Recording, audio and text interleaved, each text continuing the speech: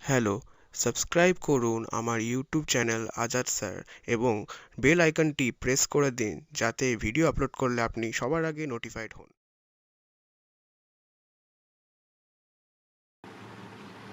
ছাত্রছাত্রীরা, আমার ইউটিউব চ্যানেলে তোমাদের আবার স্বাগত। আজকে আমি ক্লাস 9-এর পরিমিতির 15.1 এক্সারসাইজ যে স্টার্ট করেছিলাম তার লাস্ট পার্ট ভিডিও দিচ্ছি। আমি তোমাদের আগের দিন 13 অবধি করে দিয়েছি, মানে ডিসকাস করেছি। 14 সম্পর্কে একটু ধারণা দিয়েছি, বলেছিলাম নিজেরা করে নিও। তো আমি 15 থেকে অঙ্কগুলো দিয়ে ডিসকাস করছি। তো এখানে এমসিকিউ কেমন করে আনসার করে সেই মেথডটা দেখানোর জন্য বলেছিলাম, দেখাবো, সেটা নিয়েও আলোচনা করব। তো তার আগে যে 2-3খানা অঙ্ক আছে সেটা নিয়ে আমরা আলোচনা করছি। 15 নম্বর হচ্ছে কি, মৌসুমীদের বাড়ির আয়তাকার হলঘরের দৈর্ঘ্য ও প্রস্থের অনুপাত 9:5। দৈর্ঘ্য ও প্রস্থের অনুপাত দেওয়া আছে, দৈর্ঘ্য প্রস্থ নেই, এবং পরিসীমা 140 মিটার। মৌসুমীরা হলঘরের মেঝেতে 25 সেন্টিমিটার ইন্টু 20 সেন্টিমিটার আকারের আয়তাকার টালি বসাতে চায়। এটি টালির দৈর্ঘ্য, এটি হচ্ছে প্রস্থ। প্রতি 100 টালির দাম 500 টাকা। প্রতি 100টি টালির দাম 500 টাকা হলে মৌসুমীদের হলঘরের মেঝেতে টালি বসাতে কত খরচ পড়বে? আমি তোমাদের সময় কম রাখার জন্য আগেই অঙ্কগুলো করে রেখেছি, আমি আলোচনা করে দিচ্ছি, চিন্তার কোনো কারণ নেই। চিত্রে দেখতেই পাচ্ছ 15 নম্বর, আয়তাকার ঘরের দৈর্ঘ্য আমি 9x লিখেছি, প্রস্থ 5x। এর কারণ কি, দৈর্ঘ্য প্রস্থের অনুপাত ছিল 9:5। দেখো কথাটি লিখতে হবে, আয়তাকার হলঘরের দৈর্ঘ্য ও প্রস্থের অনুপাত 9:5, তাই আমি 9x ও 5x মিটার ধরেছি। এবারে সেই কথাটি লিখব, ধরি দৈর্ঘ্য 9x মিটার ও প্রস্থ 5x মিটার, যেখানে x ≠ 0। এটি কিউ মানে প্রশ্ন অনুসারে 2 ইন্টু দৈর্ঘ্য প্লাস প্রস্থ, এটি তো পরিসীমা, সেই পরিসীমা কত দেওয়া আছে? 140 মিটার। যেহেতু পরিসীমা 140 মিটার আছে, তাই আমি কিন্তু দৈর্ঘ্য প্রস্থ মিটারে ধরেছি, বিষয়টি মাথায় রাখবে। তো এখান থেকে সমাধান করলে 9 আর 5 14x = 2, এদিকে ভাগ হয়ে গেল, তাহলে ভাগ হয়ে 70 আসলো। তো x = 14 দিয়ে ভাগ করলে 5, x = 5, তাহলে হলঘরের দৈর্ঘ্য 9 × 5 মিটার মানে 45 মিটার। তাকে আমরা সেন্টিমিটার করব, কারণটা বলছি আমি। প্রস্থ 5 × 5 মিটার মানে 25 মিটার। সেন্টিমিটার করলে 100 দিয়ে গুণ করতে হয়, 2500 সেন্টিমিটার। তো হলঘরের মেঝের ক্ষেত্রফল আমাদের দৈর্ঘ্য ইন্টু প্রস্থ। দৈর্ঘ্য ইন্টু প্রস্থ আমি কত লিখব? 4500 × 2500 বর্গ সেন্টিমিটার। টালির সংখ্যা আমি সেন্টিমিটার কেন করেছি? আমাদের টালির দৈর্ঘ্য ছিল 25 সেন্টিমিটার এবং প্রস্থ ছিল 20 সেন্টিমিটার। এই টালির দৈর্ঘ্য প্রস্থ যেহেতু সেন্টিমিটারে ছিল, তাই ঘরের দৈর্ঘ্য প্রস্থ আমি সেন্টিমিটারে করে ক্ষেত্রফল করেছি। তো টালির ক্ষেত্রফল লেখা আছে, তখন টালির সংখ্যা হচ্ছে মেঝের ক্ষেত্রফল বাই একটি টালির ক্ষেত্রফল, তাই করেছি। কাটাকুটি করলে 22500। তাহলে এতটি টালি লাগবে। তোমরা এখানে এতটি লিখতে পারো, নাও লিখতে পারো, আমি কিন্তু আগে লিখিনি। তো এবার আমার টালির যে খরচ তা বের করতে গেলে আমাকে এভাবে করতে হবে যে প্রতি 100টি টালির দাম, আমরা ঐকিক নিয়মে করছি, প্রতি 100টি টালির দাম 500 টাকা। একটি টালির দাম 500/100 মানে 5 টাকা। তাহলে 22,500টি টালির দাম নিশ্চয়ই গুণ হবে, জানো, 5 × 22,500 = এই সংখ্যাটি এসেছে, এত টাকা। এবং এটি হচ্ছে কি উত্তর। উত্তরটি আলাদা করে লিখবে। অতএব মোট খরচ 1,12,500 টাকা। তাহলে বুঝতে পারলে, এবং উত্তরটি তোমরা একটু মিলিয়ে নেবে। এবার আসি পরের অঙ্কে। এরপরে 16 নম্বর, তোমরা কোশ্চেনটি পড়ো আগে। 16 নম্বর কোশ্চেনে বলা আছে যে 18 মিটার দৈর্ঘ্য বিশিষ্ট একটি বড় হল ঘরে কার্পেট দিয়ে মুড়তে 2,160 টাকা খরচ হয়। আবার বলছি, 18 মিটার দৈর্ঘ্য বিশিষ্ট একটি বড় হল ঘরে কার্পেট দিয়ে মুড়তে 2,160 টাকা খরচ হয়। যদি হলঘরের প্রস্থ 4 মিটার কম হতো তাহলে খরচ একটু কম হতো, কত হতো? 1,620 টাকা। তাহলে হলঘরের ক্ষেত্রফল কত? তো এখানে দৈর্ঘ্য বলা আছে, কখনই প্রস্থ বলা নেই, তা আমরা প্রস্থটা ধরে নেব। তাহলে এবার চলে আসি চিত্রে। দেখো, হলঘরের দৈর্ঘ্য 18 মিটার, দ্বিতীয় ক্ষেত্র 18 মিটার ধরেছি। প্রস্থটি আমরা x মিটার ধরলাম। দ্বিতীয় ক্ষেত্রে প্রস্থ 4 মিটার কম, তাহলে কমে কত হলো? x - 4 metre. তাহলে এই ক্ষেত্রে হলঘরের ক্ষেত্রফল কী হবে 18 ইন্টু এক্স বর্গমিটার, আর এক্ষেত্রে ক্ষেত্রফল কত হবে 18 ইন্টু এক্স মাইনাস 4 বর্গমিটার। দেখো সেই কথাটাই লেখা আছে, হলঘরটির দৈর্ঘ্য 18 মিটার, ধরি প্রস্থ ইকুয়াল টু এক্স মিটার, অতএব হলঘরটির ক্ষেত্রফল 18 ইন্টু এক্স বর্গমিটার। এটি প্রথম অবস্থায়। হলঘরটির প্রস্থ 4 মিটার কম হলে তার ক্ষেত্রফল হবে, যখন 4 মিটার কম হবে তার ক্ষেত্রফল তো বললাম 18 ইন্টু এক্স মাইনাস 4 বর্গমিটার। এবার লক্ষ্য করো, এখানে আমরা হলঘরের ক্ষেত্রফল, হলঘরের মেঝে ঢাকতে যে কার্পেট দিয়ে মুড়তে যে খরচ বাই তার ক্ষেত্রফল, আর দ্বিতীয় ক্ষেত্রে খরচ বাই তার ক্ষেত্রফল, এই অনুপাত সমান হবে। কেন হবে? অন্যভাবে বুঝলে এই অর্থ দাঁড়ায় যে, আমি এভাবে কথাটি যদি বলি, তাহলে প্রথমে আমাদের খরচ, হলঘরের ক্ষেত্রফল কত ছিল 18 ইন্টু এক্স বর্গমিটার, তাহলে এত বর্গমিটারে খরচ হয় কত 2160 টাকা। তাহলে 1 বর্গমিটারে খরচ হবে 2160 বাই 18 ইন্টু এক্স টাকা, তাহলে এটা প্রতি বর্গমিটারের খরচ। দ্বিতীয় ক্ষেত্রে যদি ভাবি, আমার দ্বিতীয় ক্ষেত্রে হলঘরের ক্ষেত্রফল কি 18 ইন্টু এক্স মাইনাস 4 বর্গমিটার, সেক্ষেত্রে খরচ কত, এত বর্গমিটারের জন্য খরচ হয় 1620 টাকা। তাহলে 1 বর্গমিটারের জন্য খরচ হবে কত 1620 বাই 18 ইন্টু এক্স মাইনাস 4 টাকা। তাহলে এই টাকাটি হচ্ছে, এক্ষেত্রে এটি হচ্ছে 1 বর্গমিটারের জন্য খরচ, এক্ষেত্রেও এটি হচ্ছে 1 বর্গমিটারের জন্য খরচ। তাহলে এই অনুপাত আর এই অনুপাত কী হচ্ছে সমান। সেই কথাটি আমি সরাসরি লিখেছি যে 2160 by 18 into x equal to 1620 by 18 into x minus 4। তো তোমরা এই 1620কে নিচে আনো, 18 ইন্টু এক্সকে উপরে নাও, নিয়ে 18 কাটলাম, এখানে কাটাকাটি করলে কী হবে 4 বাই 3।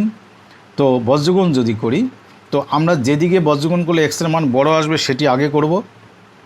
তো 4 ইন্টু এক্স মাইনাস 4কে আগে লিখলাম, 3 ইন্টু এক্সকে পরে লিখলাম। এইটুকু ক্যালকুলেশন তোমরা তো নিশ্চয়ই দেখলেই বুঝতে পারবে। তাহলে এক্সের মান 16, এক্সের মান 16 মানে এক্স আমরা কি ধরেছি প্রস্থ, তাহলে হলঘরটির প্রস্থ আমরা পেলাম কি 16 মিটার। তাহলে হলঘরটির ক্ষেত্রফল কত হবে, দৈর্ঘ্য তো ছিল কত 18, ক্ষেত্রফল আর প্রস্থ বেরোলো আমাদের 16, তাহলে 18 ইন্টু 16 288 বর্গমিটার। এই হলো আমাদের 16 নম্বরের অঙ্কটি। এবার চলে আসি পরের অঙ্কে 17 নম্বর। কোশ্চেনটি পড়ো। একটি আয়তাকার জমির কর্ণের দৈর্ঘ্য 15 মিটার, আয়তাকার জমি, তার কর্ণের দৈর্ঘ্য 15 মিটার এবং দৈর্ঘ্য প্রস্থের অন্তর 3 মিটার। অন্তর মানে দৈর্ঘ্য তো বড় হয়, দৈর্ঘ্য মাইনাস প্রস্থ হচ্ছে 3 মিটার, অন্তর মানে হচ্ছে বড় থেকে ছোটোটির বিয়োগফল 3 মিটার। জমিটির পরিসীমা ও ক্ষেত্রফল নির্ণয় করি।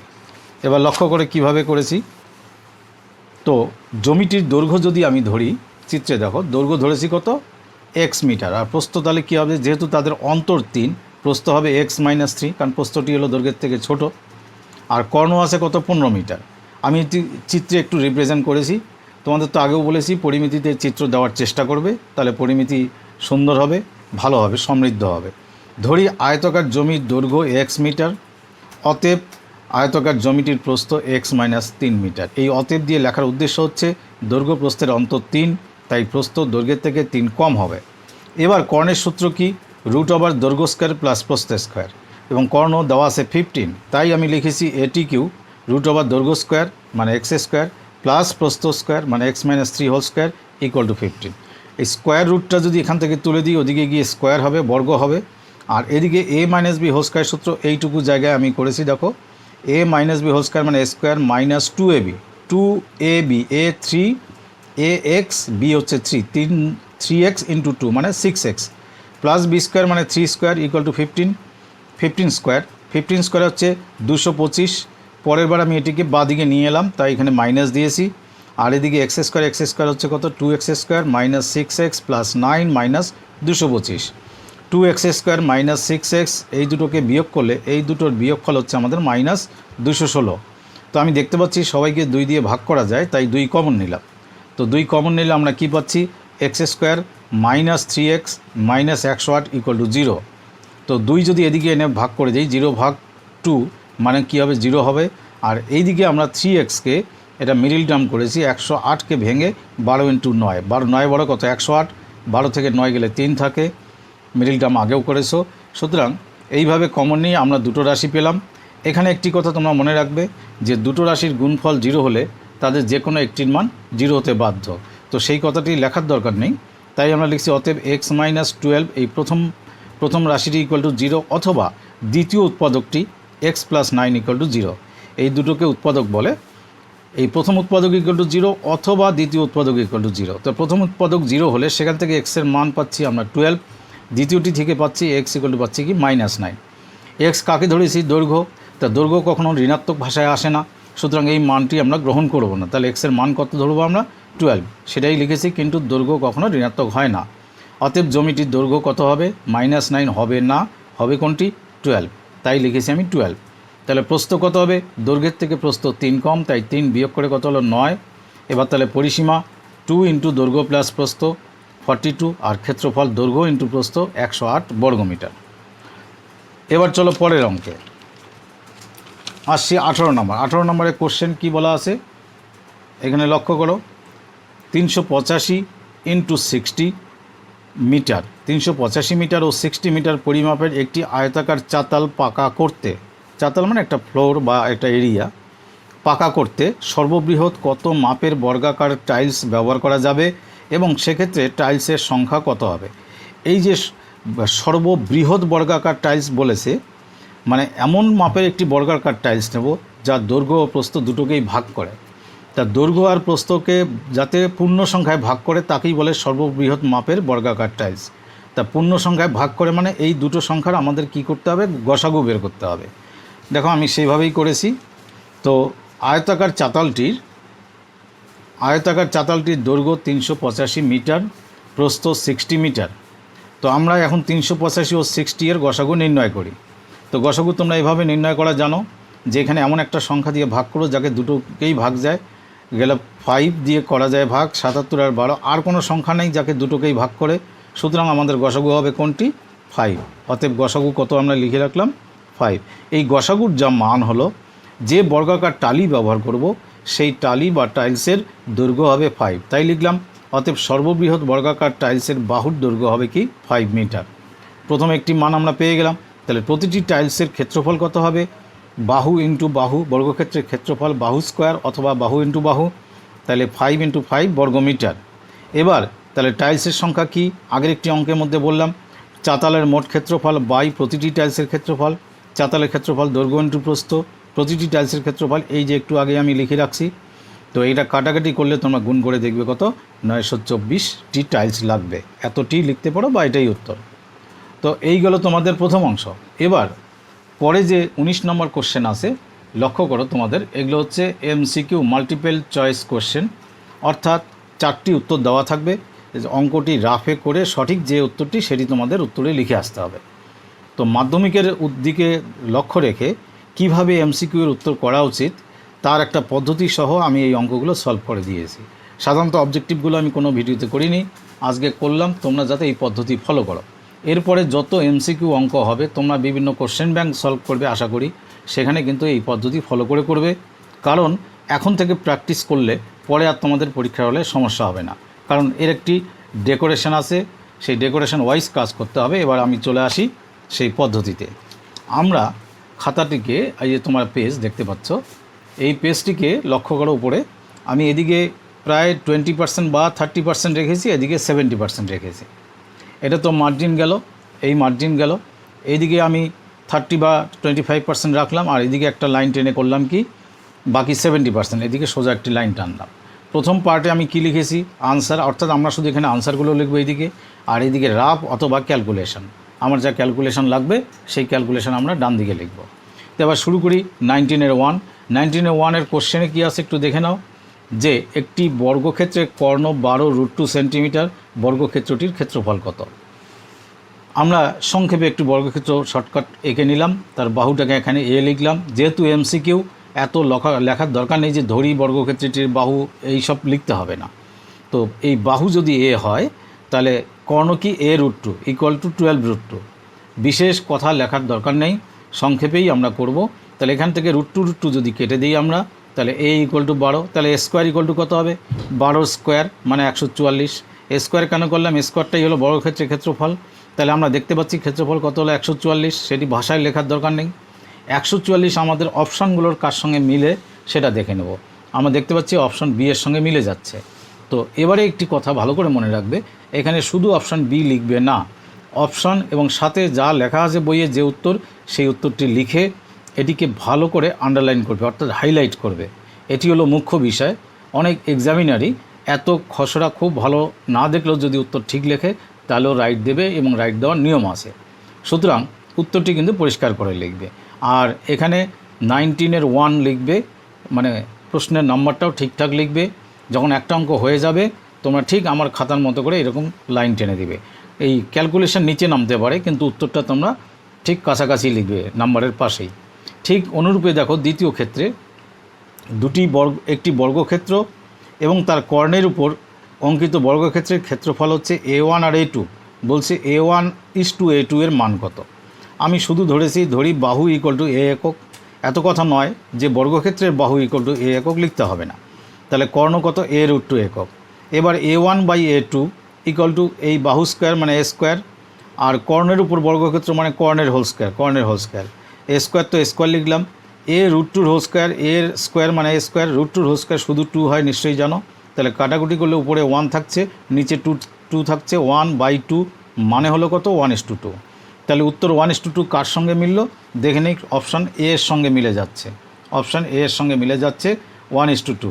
সুতরাং উত্তরটি তোমরা লিখবে অপশন এবং সাথে উত্তর। আর এখানেও কিন্তু শুধু রোমান 2 লিখবে না, যে নাম্বারের রোমান সেই নাম্বারই লিখতে হবে। পরীক্ষার সব প্রশ্নের উত্তরের ক্ষেত্রে শুধু রোমান 2 লেখার নিয়ম নেই। সুতরাং এটা এখন থেকে তোমরা গুরুত্ব দেবে। এবার আমরা আসি 3 নম্বরে। 3 নম্বরের প্রশ্ন আছে 6 মিটার লম্বা ও 4 মিটার চওড়া একটি আয়তাকার জায়গা 2 ডেসিমিটার বর্গ টালি দিয়ে বাঁধাতে হলে টালি লাগবে। 2 ডেসিমিটার বর্গ মানে সেই টালিটির দৈর্ঘ্য 2 ডেসিমিটার, প্রস্থ 2 ডেসিমিটার। তাহলে ক্ষেত্রফল কত হবে? 2 × 2। আর এখানে দেখো ডেসিমিটার, এখানে আছে মিটার। তো পরিমিতির অঙ্কে কিন্তু এককের দিকে সবার আগে ধ্যান দিতে হবে। এই মিটার আর এদিকে ডেসিমিটার একই এককে আনতে হবে। তোমরা বড় এককে যাবে না, ছোট এককে চলে আসো। এটাকেও ডেসিমিটার করবে, এটাকেও ডেসিমিটার। এবার লক্ষ্য করো খাতায় আমি কিভাবে করেছি।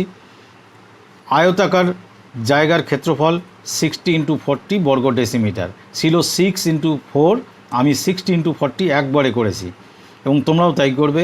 আর প্রতিটি টালির ক্ষেত্রফল 2 স্কোয়ার বর্গ ডেসিমিটার মানে 4 বর্গ ডেসিমিটার। তাহলে টালির সংখ্যা এত ভাষা না লিখে আমরা সরাসরি ক্ষেত্রফলকে টালির ক্ষেত্রফল দিয়ে ভাগ করলাম। 4 দিয়ে 40 কাটলে 10, 600।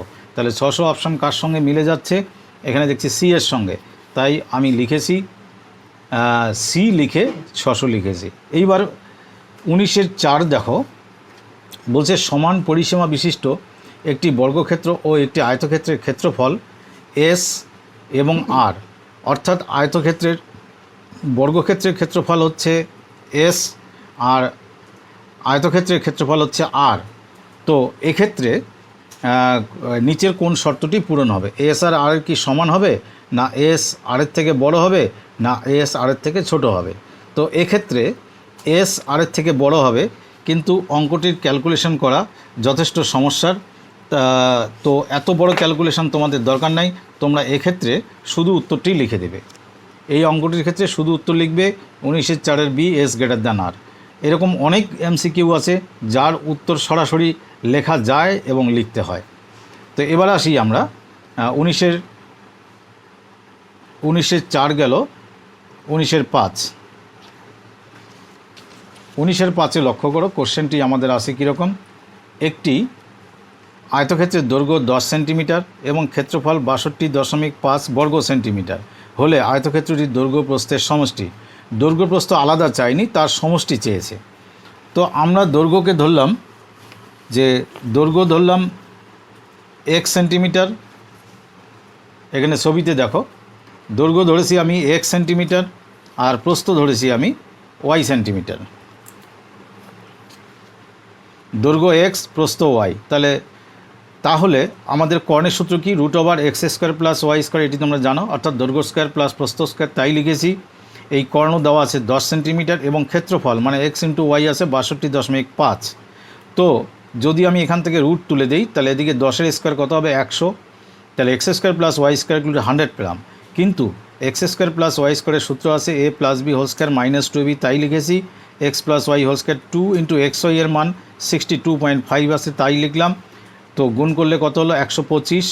এই 125কে যদি ওইদিকে নিয়ে যাই 100 ইন্টু 100 প্লাস 125 ইকুয়াল টু 225।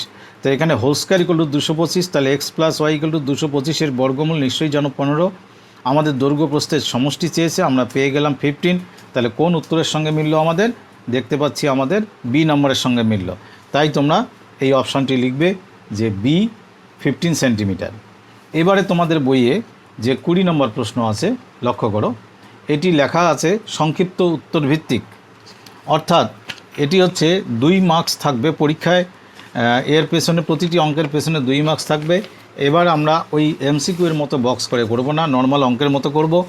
তবে এই সকল অঙ্কে অত বিস্তারিত ভাষা না লিখলেও কোনো অসুবিধা নেই, যেখানে সম্ভব একটু শর্ট করা যাবে। তো প্রথম অঙ্ক আছে, একটি বর্গক্ষেত্রের বাহুর দৈর্ঘ্য 10% বৃদ্ধি করলে বর্গক্ষেত্রটির ক্ষেত্রফল শতকরা কত বৃদ্ধি পাবে? বাহুর দৈর্ঘ্য 10%, মানে প্রথমে একটি বর্গক্ষেত্র আছে, পরে 10% বাড়িয়ে আরেকটি বর্গক্ষেত্র আছে, তাহলে দ্বিতীয় বর্গক্ষেত্রের ক্ষেত্রফল কত পার্সেন্ট বাড়লো আগের থেকে? লক্ষ্য করো, আমি প্রাথমিক বর্গক্ষেত্রটি ধরি বর্গক্ষেত্রটির বাহুর দৈর্ঘ্য এ একক, তাহলে এর ক্ষেত্রফল কী হবে? এ স্কোয়ার বর্গ একক। তো দ্বিতীয় ক্ষেত্রে বর্গক্ষেত্রের বাহু কী হবে? 10% বাড়লো। 10% বাড়া মানে কি? পূর্বের বাহু প্লাস 10% মানে 10a/100। এখানে 0 0 কাটলাম, 10 একে 10a আর 1a মানে হচ্ছে 11a/10। তাহলে এই বর্গক্ষেত্রটির ক্ষেত্রফল কত হবে? 11a/10 হোল স্কোয়ার, অর্থাৎ কত হলো আমার? 121a²/100। তো এটি হলো আমার বর্ধিত বর্গক্ষেত্রের ক্ষেত্রফল, আর এটি হলো আমার পূর্বের বর্গক্ষেত্রের ক্ষেত্রফল। তাহলে কতটা বৃদ্ধি পেল? তাহলে আমরা কি করব? যে বর্ধিত থেকে পূর্বেরটি মাইনাস করব। তাই করলাম ক্ষেত্রফল বৃদ্ধি ইকুয়াল টু বর্ধিত থেকে পূর্বেরটি মাইনাস করলাম। এখানে মাইনাস করলে ফল আসবে, তোমরা লক্ষ্য করে দিয়েছি, ভালো করে দেখবে, 21a²/100। তো ক্ষেত্রফল বৃদ্ধির হার মানে যত পার্সেন্টেজ বেড়েছে সেটা আমরা বের করব। ক্ষেত্রফল বৃদ্ধির হারের সূত্র হচ্ছে বর্ধিত পরিমাণ বাই প্রাথমিক ক্ষেত্রফল ইন্টু 100%। কোনো কিছুর পার্সেন্টেজ করলে মনে রাখবে বর্ধিত পরিমাণ বা যেটা হ্রাসপ্রাপ্ত পরিমাণ যখন হ্রাসের হার হবে, বর্ধিত পরিমাণ বাই প্রাথমিক যেটা ইনিশিয়াল ছিল সেটি ইন্টু 100%। তো আমাদের বর্ধিত পরিমাণ আমরা একটু আগে বের করলাম 21a²/100, আর ইনিশিয়াল শুরুতে বর্গক্ষেত্রের ক্ষেত্রফল ছিল লক্ষ্য করে স্কোয়ার বর্গ একক। তাহলে আমি লিখব বর্ধিত অংশ বাই স্কোয়ার ইন্টু 100%। এই স্কোয়ারের নিচে একটি 1 আছে, তাহলে এটা উল্টে যাবে, আমি উল্টিয়ে লিখলাম।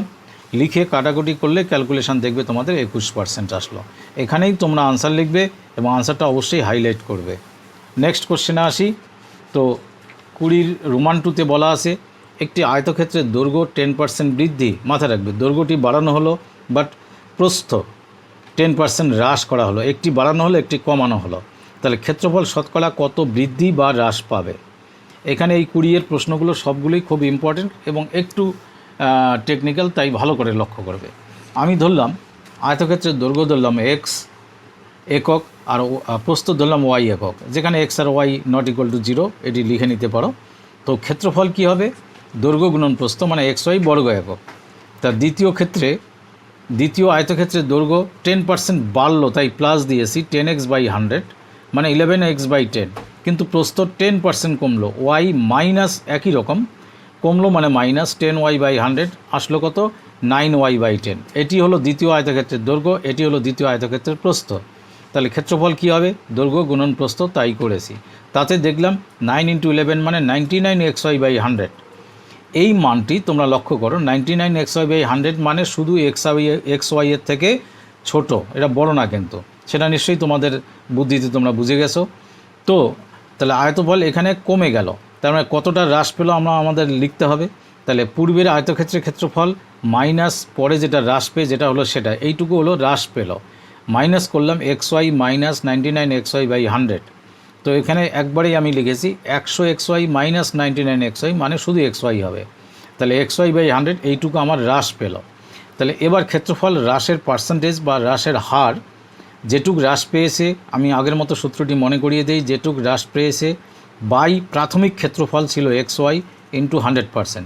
তো xy এর নিচে একটা 1 থাকবে, আমি এখানে বোঝানোর জন্য লিখেছি, তোমরা লিখবে না। তো এটা যখন আমরা গুণ চিহ্ন দিয়ে লিখবো এটা উল্টে যাবে 1/xy। এবার xy কাটলো, 100 দিয়ে 100 কাটলো, কী থাকে 1, 1%। তাহলে ক্ষেত্রফল হ্রাস পেলে কত পার্সেন্ট?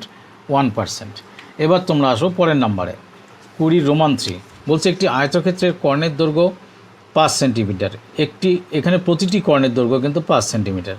কর্ণদ্বয়ের ছেদবিন্দু থেকে আয়তক্ষেত্রের একটি প্রস্থের উপর লম্বের দৈর্ঘ্য 2 সেন্টিমিটার। আয়তক্ষেত্রটির প্রস্থ নির্ণয় করো। তো এটি চিত্র ছাড়া করা সম্ভব নয়, চিত্র আমি করেছি।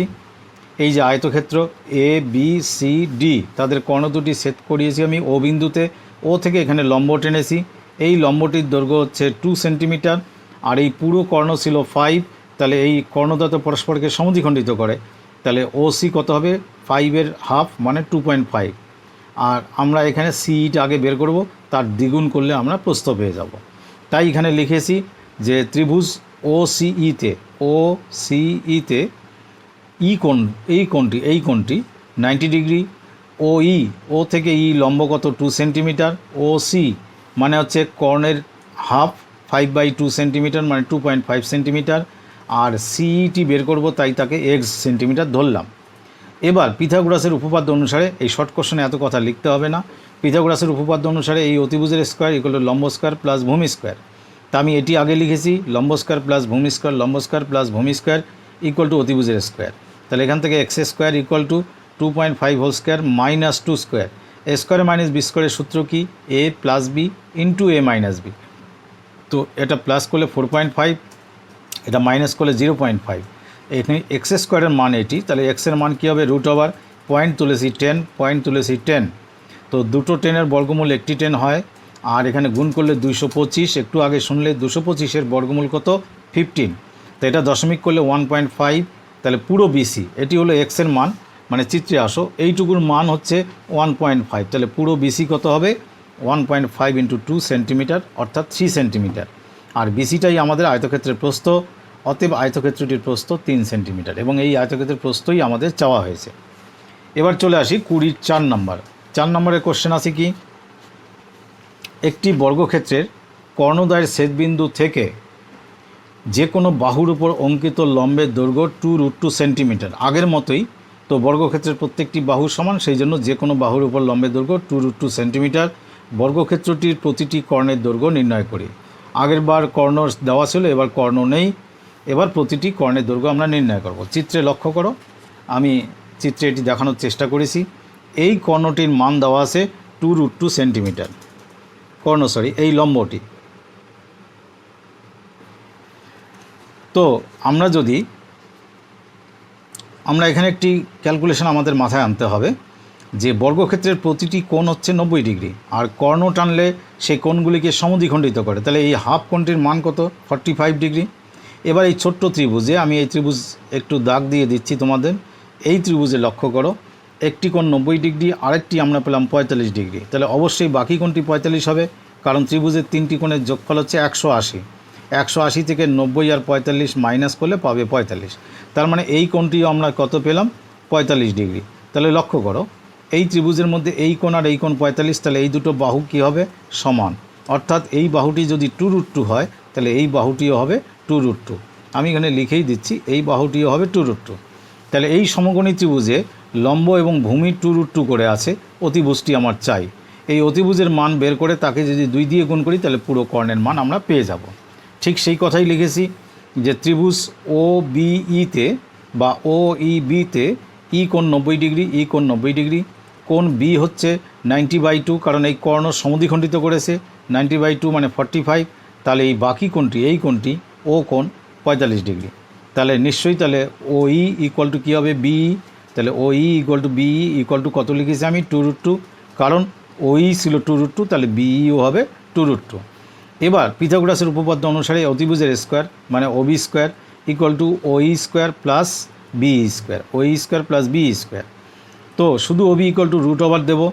ও ই মানে 2√2 ছিল, বিই মানে 2√2 ছিল, তার হোল স্কোয়ার দিলাম। যখন মান বসাবো তখনই সেন্টিমিটার লিখলাম। এই 2√2 হোল স্কোয়ার মানে 8। কারণ কি?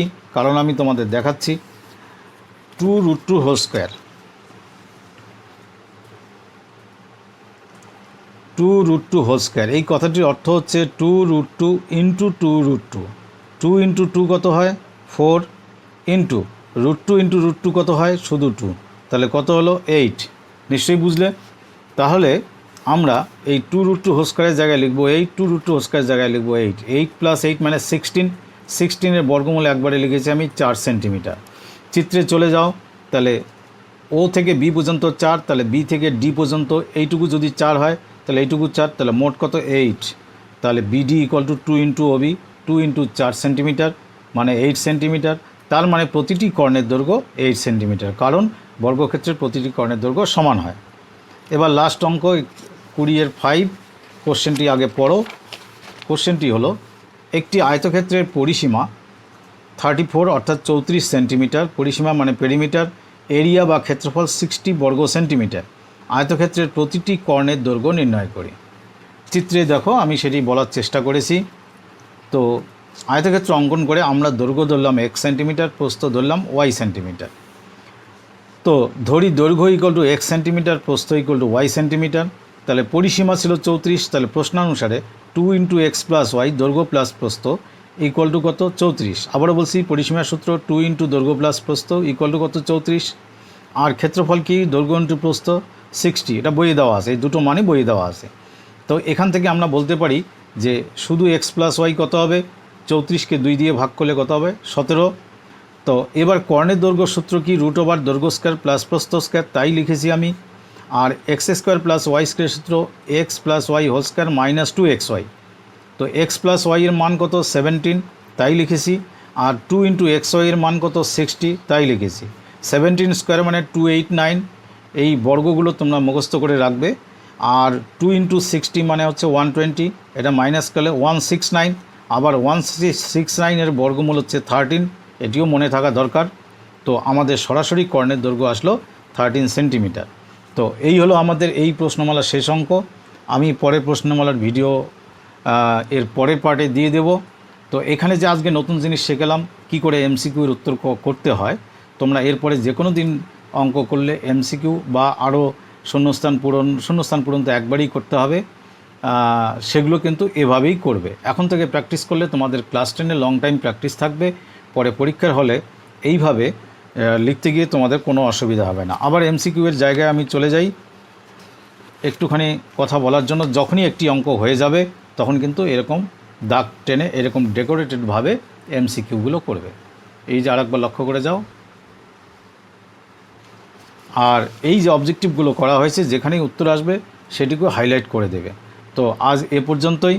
যদি তোমাদের এই ভিডিও ভালো লেগে থাকে নিশ্চয়ই শেয়ার করবে, এবং যারা এখনও প্রথম দেখলে তারা অবশ্যই আমার চ্যানেল সাবস্ক্রাইব করো। আমি বলেছিলাম, আবারও বলছি, ফিজিক্যাল সায়েন্স এবং এই ম্যাথামেটিক্সের অবজেক্টিভের আলাদাভাবে ভিডিও আমি এর অতি শীঘ্রই পোস্ট করব। সুতরাং আমার চ্যানেল সাবস্ক্রাইব করে বেল বাটন প্রেস করে রাখো। Thank you for today.